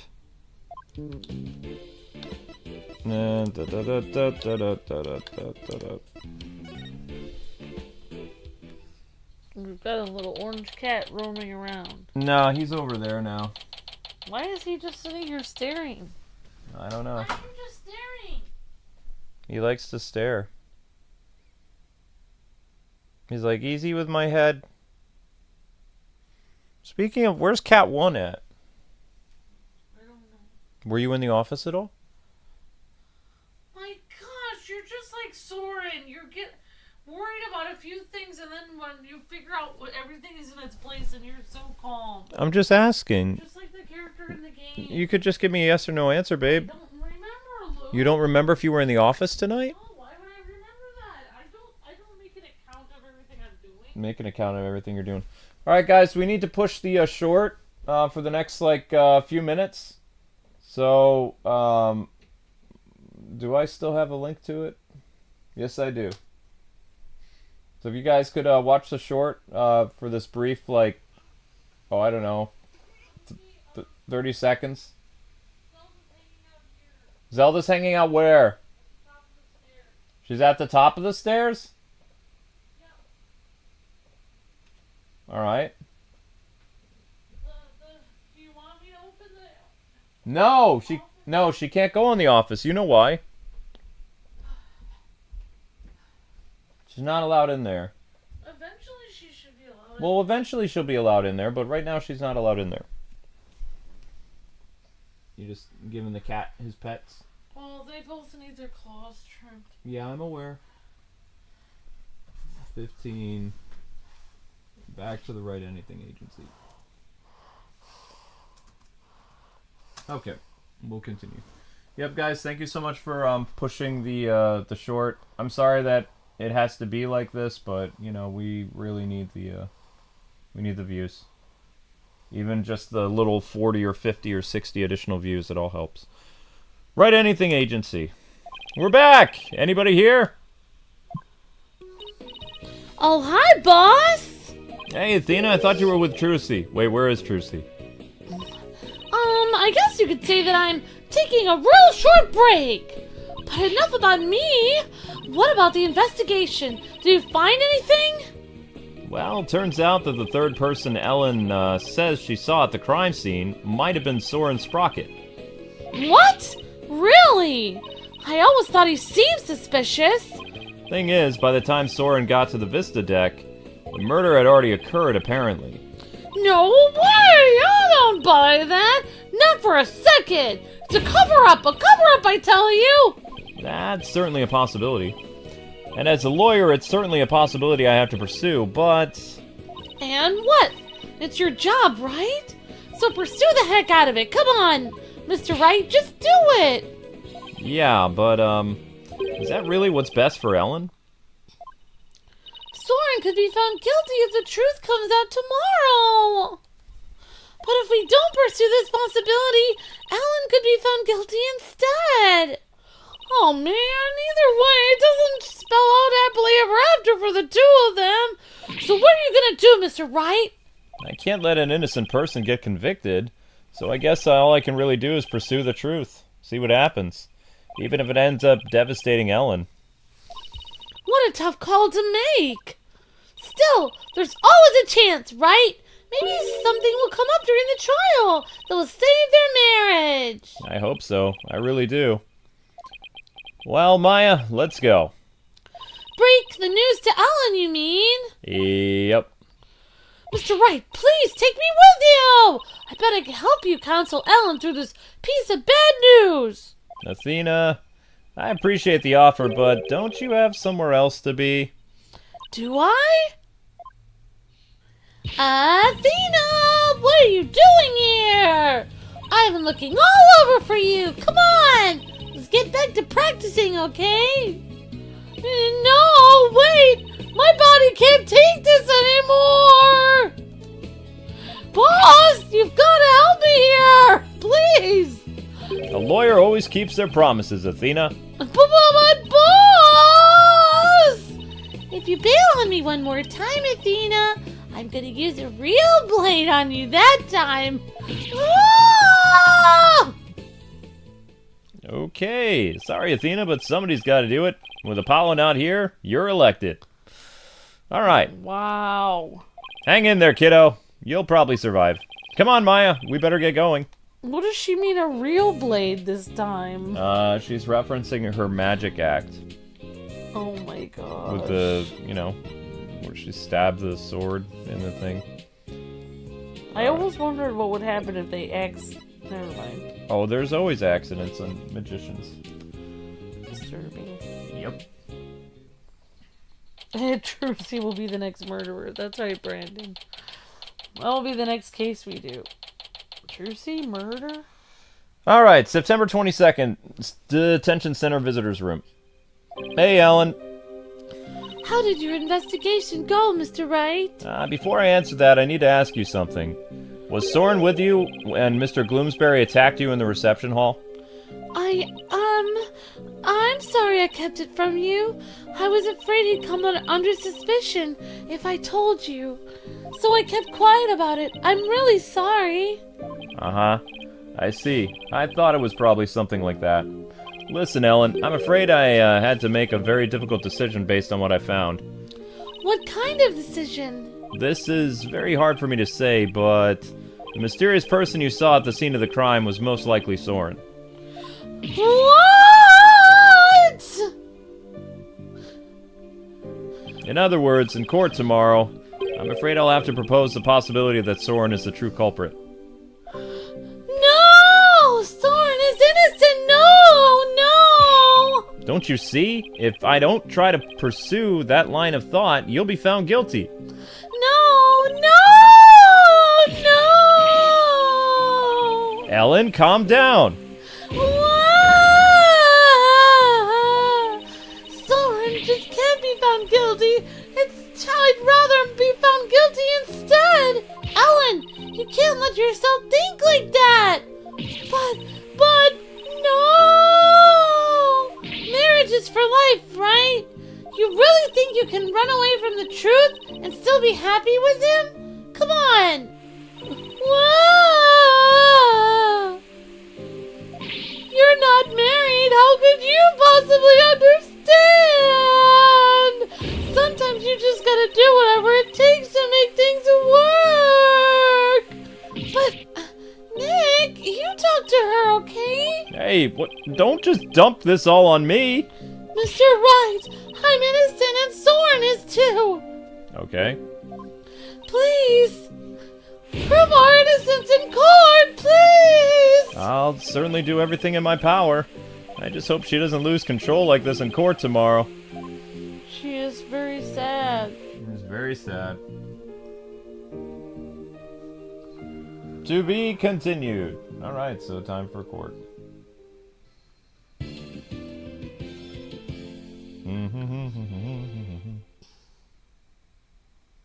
Oh, you guys are doing the... Oh, we're posting 2 different shorts. You guys are doing the... I'm trying to get the stop fooling around, and you guys are doing the other one. Alright, that's cool. I mean, whichever short works, works. Oh, I was doing the Let's Get 'em. Which one was I supposed to be doing? I was trying to push, Stop fooling around. Oh, I was okay. doing the wrong one. It's alright. Whoops. I did the wrong one. It's alright. Stop fooling around. Oh, actually, I think some of you guys were pushing the right one, actually. Yeah, let's push the stop fooling around one, though. I'm sorry, I was pushing the wrong one, so I think I was encouraging everyone else to push that. That was my bad. It's okay, honey. Sorry, guys, I was pushing the wrong one. Sorry about that. Stop fooling around. Okay. Yeah, that's the one we're trying to push. Trying to do a united front on that one. So stop fooling around has about 70 people that watched in the past 60 minutes. I think you guys were pushing the right one. I think I was pushing the wrong one. So Amber was pushing the wrong one. Okay. No worries. All right, next chapter. So the one thing we found out yesterday is that Sorin was there at the crime scene. I only hope I can get some testimony from him that'll get the heart of the matter. Mr. Wright. Good morning, Ellen. How you doing? Look, I'm afraid you might not like the result of today's trial. Nevertheless... Don't tell me you're still thinking of going that road! Sorin is innocent! He can't be found guilty! Take me instead! Ellen, please! Try to get a hold of yourself!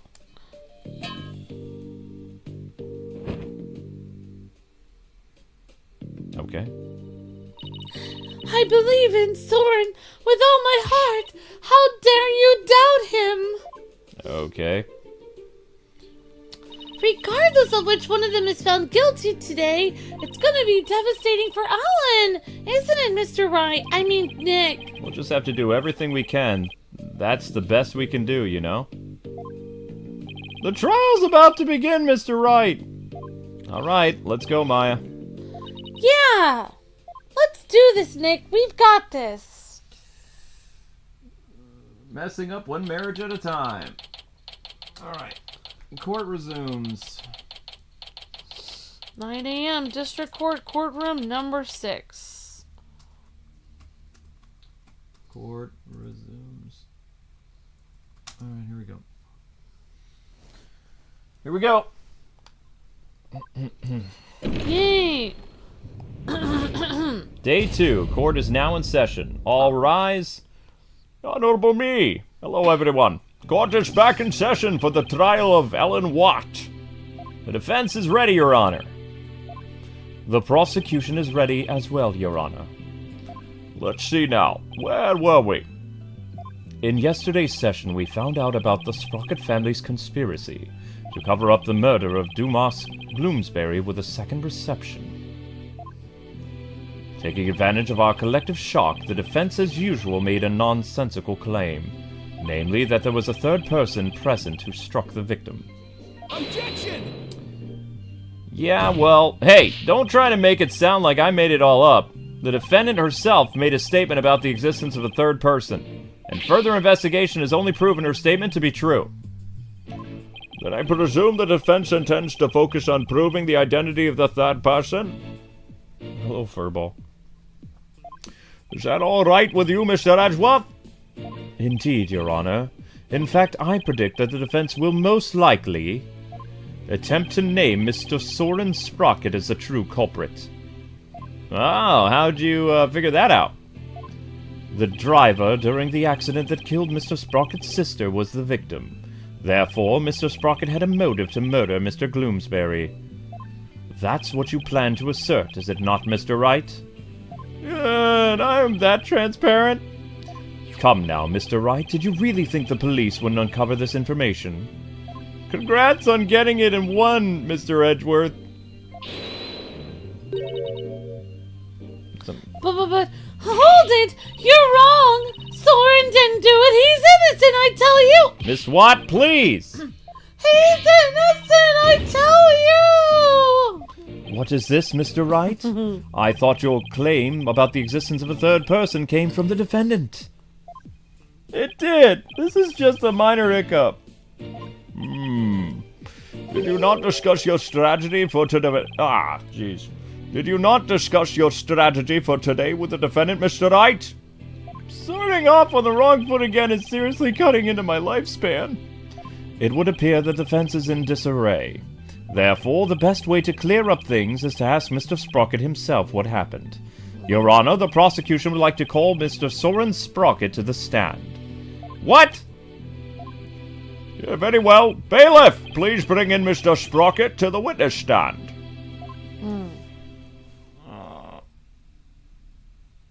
Yes, gifted memberships expire after a month. That is correct.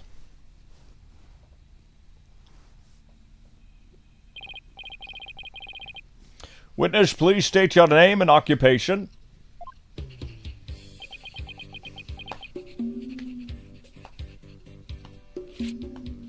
He's gonna give a flying airplane to the judge. Ow! There's something written on this paper airplane. Let's see. Sorin Sprocket, Managing Director of Sprocket Aviation. Mr. Sprocket, please give your answers in words, not paper airplanes. Now then, Mr. Sprocket, please tell that doubting lawyer there what really happened at the time of the crime. Mr. Sprocket?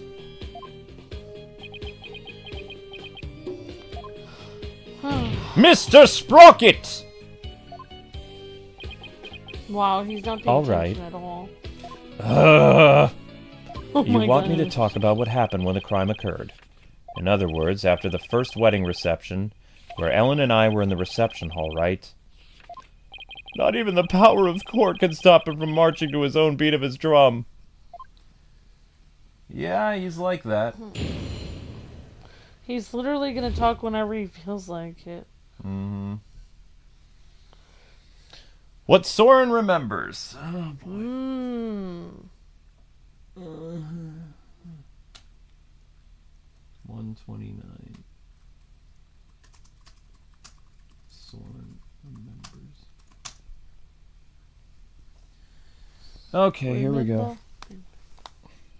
I was stabbed by Dumas. It reminds me of the famous person who wrote The Three Musketeers, Alexander Dumas. Okay, because I almost said something else, because... It's like a French name, Dumas, I believe. Right, but I might accidentally slip. It's supposed to sound French. I know, but I'm just saying I see words. It's different in American, but in French. Right, but I'm saying there's a if I slip, no one make fun of me because it's not intentional. No one give Luke a hard time if he accidentally slips and said something else. Right. Don't slip, Luke, says Captain Jack. I'm trying not to, but it looks different to me, okay? It doesn't look like Dumas? No, it looks like yeah. Okay. I was stabbed by Gloomsbury in the reception hall, and I collapsed to the floor. The next thing I saw was Ellen and Gloomsbury on the Vista deck. I knew Ellen was in danger, so I headed for the Vista deck. When I got there, Gloomsbury was already... Don't want to believe it. It must have been Ellen. Nothing else makes sense. Wait, what is the person's... Oh, what is their first name? It's something Dumas, right? What is it? Oh, Dumas is their first name? What character is that? Wait, he just threw Ellen under the bridge. Yeah, because he's an idiot. Wait just a minute there. You actually think Miss Watt killed the victim? That's right. Gloomsbury was killed by Ellen. This is unbelievable. How can you suspect your bride, the woman you love? Yeah, what a jerk. Objection! Well, I mean, these are two single guys, so... And of course, Edgeworth is not a romantic. The truth can be cruel. Miss Watt, you must be very upset. Is there anything you wish to say? Wow. No! I can't believe this! Sorin! I thought that at least you would believe me. The best way now to show your love for your groom is to admit your guilt and try to atone. Sorin! Hold it! Edgeworth, I haven't even cross-examined the witness yet. And quit picking on the clearly distraught bride. Yeah, that's so not cool, Mr. Edgeworth. A court is where we seek the truth, and the truth is unyielding even to the truly pitiful. Mr. Edgeworth, stop picking on the bride, or I'll hold you in contempt of court. I find it distasteful to make a lady cry. Whatever, your honor. So, what are you gonna do, Nick? If the third person Ellen saw on the Vista deck was Sorin, then we have to prove Sorin was there at the time of the murder. I don't see any obvious inconsistencies in his testimony, but we have to push forward. Yeah, the fact that she's standing up for him, but he's not standing up for her. Yeah. Somewhat disturbing. Doesn't seem like it's a marriage out of love now, does it? Something's off. Yeah, why did he marry her anyway? Doesn't seem like he loves her. What Sorin remembers. I was stabbed by Gloomsbury in the reception hall. Hold it! Please tell us everything you know about when you got stabbed. After the reception, Ellen and I were enjoying a moment alone in the reception hall. Then Gloomsbury appeared and stabbed me. He grabbed Ellen and the timekeeper and left the reception hall. Did Gloomsbury say anything at the time? I don't remember. After I was stabbed, I was immobilized by the pain. I see. The next thing I saw was Ellen. Hold it! The Vista deck, huh? But it was nighttime then. Could you really see them in the darkness? The moon was out, so I could see them clearly. From the looks of it, Gloomsbury was trying to push Ellen and the timekeeper off the side. You saw the defendant about to be thrown off the airship, you say? That's right. In such a desperate situation, it would only be natural for her to fight for her life. And the murder weapon was right there within her grasp. Uh-oh, this isn't going well at all. I've got to do something fast. And also, why did he sit there and watch her about to be killed and do nothing about it? How would it not be self-defense if literally her husband was just stabbed and the guy's trying to push her off of to her death? How would her attacking him not be a self-defense case?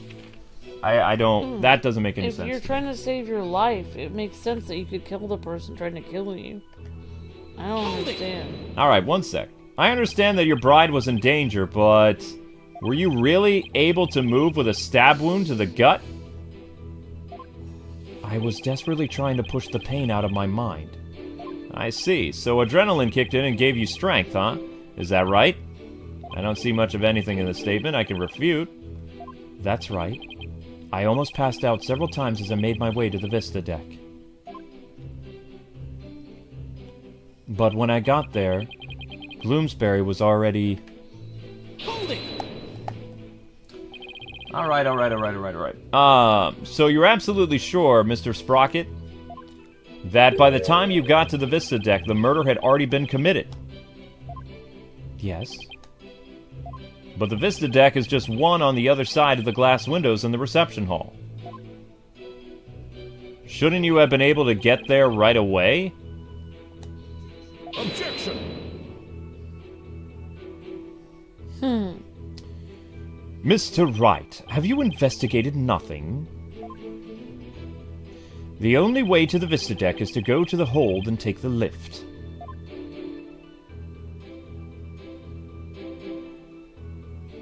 No matter how much one hurries, it would take at least 10 minutes. Ah, well, that's unhelpful. But Sorin had to have gotten there before the murder, or my claim won't stand. You have any ideas for me, Maya? It's definitely easier to prove that someone did go to the hold than did not. I mean, you can't leave anything out if you don't go someplace, right? I can't leave anything, huh? Wait a minute, I think Maya's onto something here. The lack of a certain something actually proves that Sorin didn't go to the hold. What's the matter? Are you stumped already? No, I'm not. No, I'm far from stumped, Mr. Edgeworth.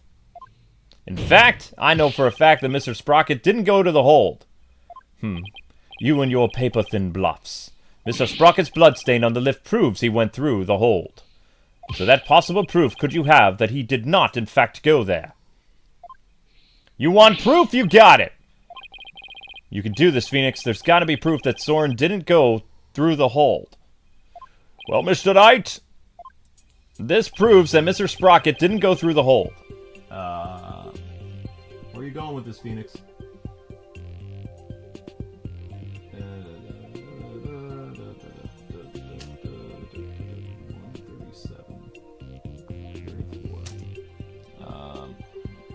Present. Bruce, he didn't go through the hold. Wasn't there a record of everyone who went through there? Huh? I thought there was a record of everyone who went through that hold area. Like with the key cards or whatever. Oh. There. Oh. Hold entry record. Dumas. Pierce and Ellen. So Mr. Sprocket didn't go through there. Nope. Okay. Present. Hold entry. Hold record. You can't handle the truth. Yeah, it's like that case. From that one movie from a very, very long time ago. I don't seem to have any way to plug my phone in. I can't find my phone plug. I'm sorry, little one. Alright. Okay. As anyone could see from the hold entry record, there's absolutely no mention of Sorin Sprocket entering the hold. The defense asserts that Mr. Sprocket used a different route to get to the Vista deck. You can assert all you want, Mr. Wright, but can you actually prove another route exists? I can prove the existence of another route to the Vista deck, you ask? A few good men, that's right. Yes! I can, probably. Sure, why not? I think we can. I think we can. I don't know how. I can prove it, probably. Even if it's just a bluff, I have to present something. Anything that could prove the existence of a faster route to the Vista deck. Very well, Mr. Wright. Show us how Mr. Sprocket got to the Vista deck. Mr. Sprocket made his way to the Vista deck through here. This door?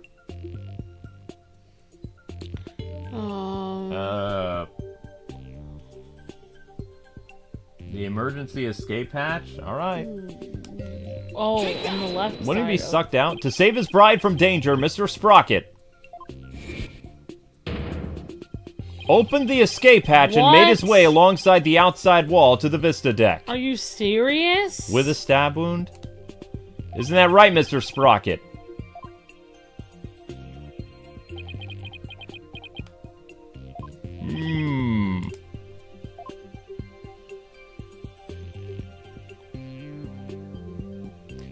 That would certainly be a much faster route to the Vista deck. Objection! I'm disappointed, Mr. Wright. Is that really the best you could muster? That escape hatch is not meant to be used to get from the reception hall to the Vista deck. One slip and that's all it would take for Mr. Sprocket to plunge to his death. I have to agree the defense claim is really stretching it. Holding! I understand how it sounds, Your Honor. But at this point, it's too early to definitively say that he didn't go that way. So that's where you're going with this, I take it? Oh, of course, Your Honor. This is real life, Mr. Edgeworth, not some cinematic drivel or comic book. Do you have some logical explanation to share that would convince us of your claim? I do. Are you sure, Nick? Kind of. Actually, I have nothing. So I'll just have to wing it somehow. On what do you base your theory that Mr. Sprocket made his way along the outside of the ship? My theory that he was able to go along the outside, well, despite the danger, is based on the power of love. I think so. I think he loved her. I hope! My gosh! He hardly speaks at all. That's the power of love. Don't need no money, don't need fame, don't need a credit card. Sorry. The power of love. It's like the song, to save the bride he loves, the groom risked his life and rushed to her side. Mr. Sprocket was able to make it to the Vista deck despite the danger. Because of the power of love! The power of love! That love is the source of strength that can help one overcome any obstacle. I think I can relate, thanks to my lifelong happy marriage. Aww. Wow, he actually seems to be buying it. Cute. The power of love, you say? Quiet forever alone, Edgeworth! That kind of illogical argument is hardly viable in the court of law. Wouldn't you agree, Your Honor? No, because I'm not a lonely cat person. I'm afraid not, Mr. Edgeworth. You should never underestimate the power of love. You'll understand one day when you get married, which I won't. Well, I see. So single life for you, then. Exactly what is wrong with wishing to remain unwed? Way to send him off, Your Honor. Oh, no. Never mind all this unscientific nonsense. Are you aware, Mr. Wright, that at the time of the crime, there are huge propellers turning at full speed between the hatch and the Vista deck. Even if the person were to go outside through the hatch. Now Edgeworth is mad. Oh my god. They would be blown away in an instant. Ah! Where does your power of love get you now, Mr. Wright? A huge spinning propeller, you say? In that case, I have to admit it does seem impossible, though the power of love is very strong. I should have known. Nick, you can't make that kind of face in front of your client. The worst of times are when lawyers have to force their biggest smiles, right? Yeah, I remember that. Right. I feel like I just saw Mia looking at me through Maya's eyes. I'm Maya, Nick. What's wrong, Nick? Why are you gaping at me like a giant sunfish? Oh, sorry, I'm still in love with your sister. You helped me remember something really important. I thought you liked me, though. I'm so confused right now. I'm conflicted. You both look alike. So, when you marry me, you will be really trying to marry my sister? Ew! I mean, let's worry about that later. There it is. There's that fearless smile I was looking for. Come on, Nick. You can do it. Now give us a mind-blowing theory, just like you always do. All right, I have to turn my thinking around. Instead of wondering how Sorin could have moved past that huge propeller, I have to think about what would have made it possible for him to do so.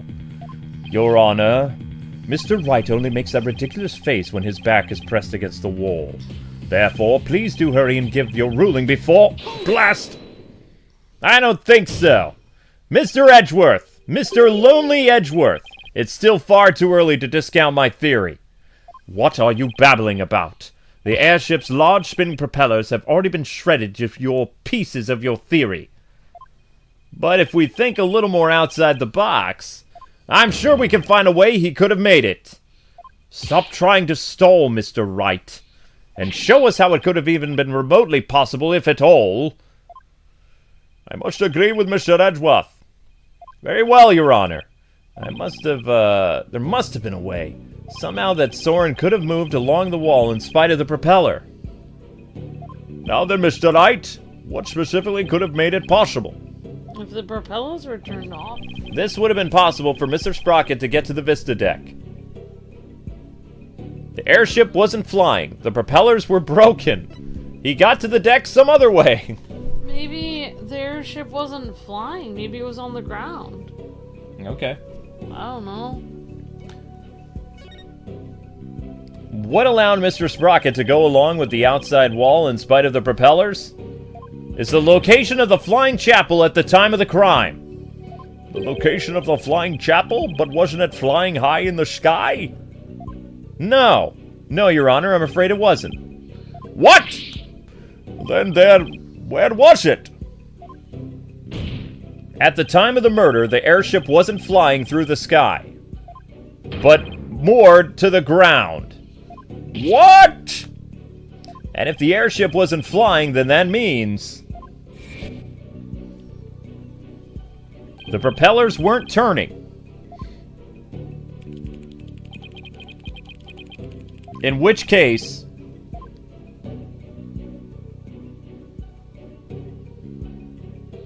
Mr. Sprocket could have gotten to the Vista deck along the outside wall.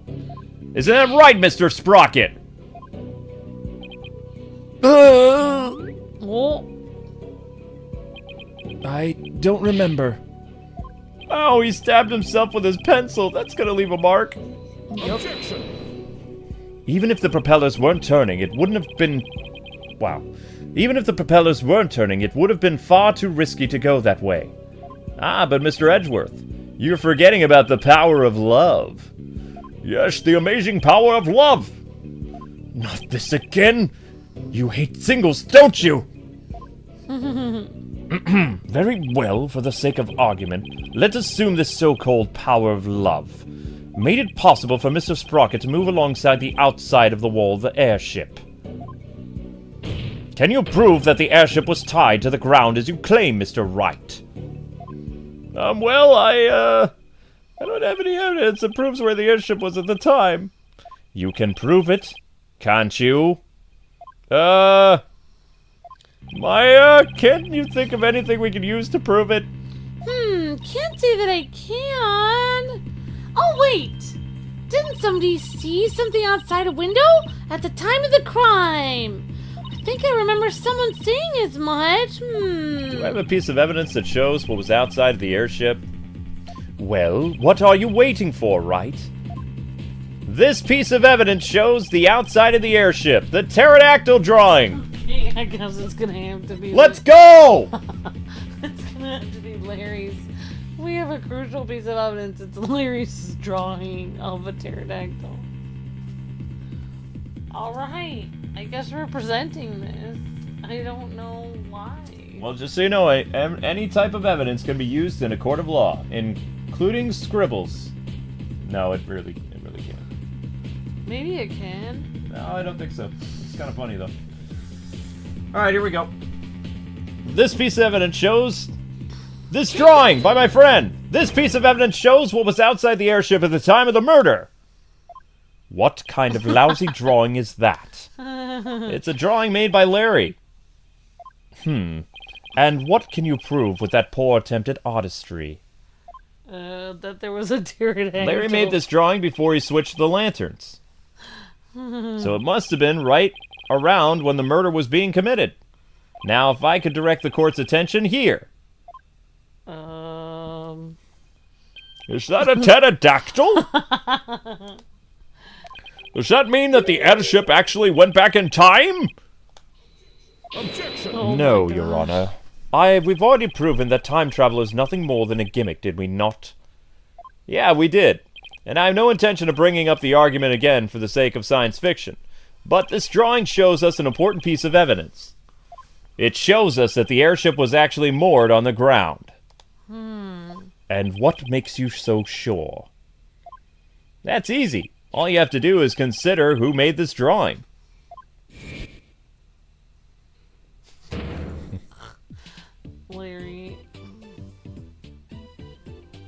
Larry. That's right, it was Mr. Butts, and we both know what he's like. He must have seen something else and mistaken it for a pterodactyl. I can't argue with you there.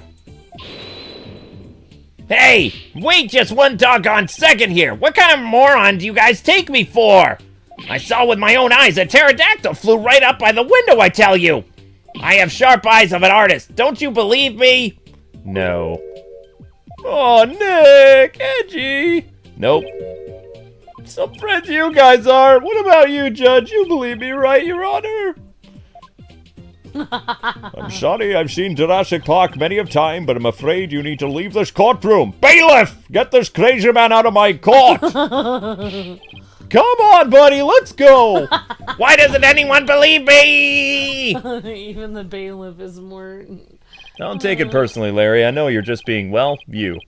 Wow. Now then, you were saying, what Mr. Butts really saw bears some relation to what was outside the airship at the time of the murder. Yes, Your Honor. At least I think it does. What this pterodactyl really is will prove the airship was anchored at the mooring dock. It better anyway. If it doesn't, my whole argument is a bust. If you're that confident about it, then please go ahead and tell us what it is you really saw. Yes, Your Honor. Alright. Think, Phoenix, what could that pterodactyl have been?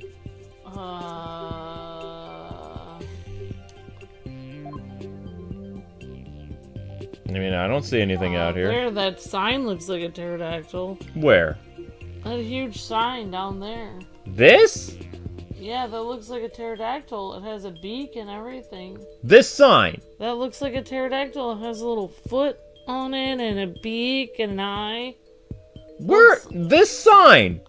Yeah, it looks like an upside down pterodactyl. See, the beak would be upside down. No, it doesn't. It looks like a broken jigsaw puzzle. No, I think that sign is the pterodactyl. I think that's it. I don't believe you. No, This dog looks more like a pterodactyl than... And also, how in the world would he see the sign from where he is? Well, if it was on the ground, then he would see it, because he was down there.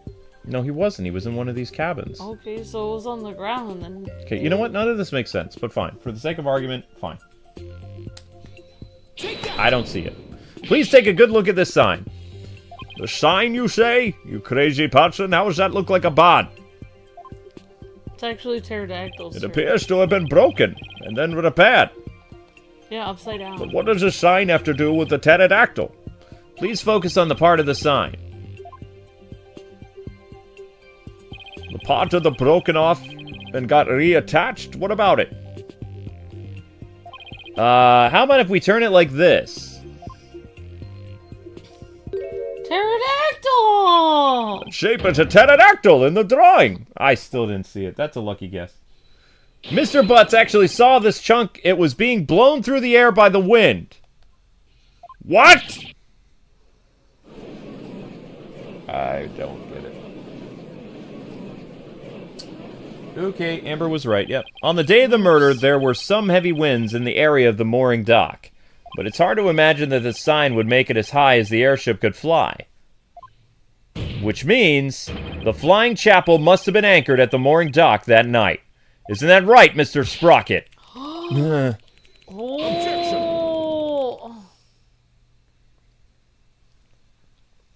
That's more than enough of this power of love nonsense, you pop culture junkie. Present all the proof you want, but your argument is based far too much in conjecture. Why don't we return to reality now? What do you mean, too much conjecture? Even if the airship wasn't flying, that alone doesn't prove the witness went along the wall. Yes, true. Even now it's more than a possibility. Then how do you propose Mr. Sprocket got to the Vista deck, Mr. Edgeworth? I noticed something as I went over the evidence. Please take a look at this hold entry record. What about it? I don't see Mr. Sprocket listed on here anywhere. Don't you remember? In yesterday's session, we had a very similar kind of argument. Yeah, did we? I wasn't paying attention. Honestly, Mr. Wright, are you going senile already? Aren't you 30? We talked about Larry using the defendant's keycard to enter the hold. Oh yeah, we did talk about that, didn't we? Right. In other words, even if the person's name isn't on the entry record, it is still possible for that person to have entered by using someone else's keycard. Ah! Mr. Sprocket, you entered the hold with Mr. Knickerbody, didn't you? I did. What? You didn't tell us that in the... Why didn't you tell us that, you jerk? Why didn't you tell us that? Pierce is indispensable. I didn't want to mention him unnecessarily and risk having him wrongly accused. But your bride, it's okay to have her wrongly accused? Wow. I couldn't do without him. Wow, dude. Mr. Sprocket, I ask that you testify in greater detail about your movements that night. Honestly, if I was this girl and he literally put me on the... Like, put me out to dry here, I would be like, yeah, our marriage is over. Like, you... Luke, he's like literally not even caring that. Why'd you say my name? No, I'm saying Luke. He's not. I'm telling you. Like, look at him. He's like. I actually care about you. I know. I'm saying. I wasn't saying he's. I was saying. I was talking to you. Oh, you were talking to me. Okay. All right. All right. All right. So anyway, guys and gals, that's gonna do it for this episode of Ace Attorney. If you guys want another episode, 1,000 views by tomorrow is required. Unfortunately, we were only able to get 650 views after 2 hours so thank you guys for watching. We have to stop so we can get the what is it called? The Lego DC Supervillains up as quickly as possible. Yeah, Lego DC Supervillains. Which I don't even know where. Yesterday, people weren't able to get the likes up because YouTube was having problems. I don't know if that's the same case again. But we'll see. Lego DC Supervillains is at pretty much 30 likes, so in the next, like, 5 or 10 minutes, you guys could easily get the likes up, and we can start that stream relatively quickly, which would be awesome, actually. So, thank you guys for watching. We're going to continue to press a YouTube short in the next stream, so probably do a different short to add some variety. But thank you guys for watching. Thank you again to James Trigg for the amazing super chat. I believe James wants me to do a, either... I can't remember what James wanted for his... I think it was Sonic. But I can't remember. James probably isn't around. He came and he dropped the amazing super chat and then he vanished like Batman. But anyway, guys, Lego DC Supervillains is next. Thank you so much for watching and see you on the next live stream. God bless and happy gaming, guys. See ya!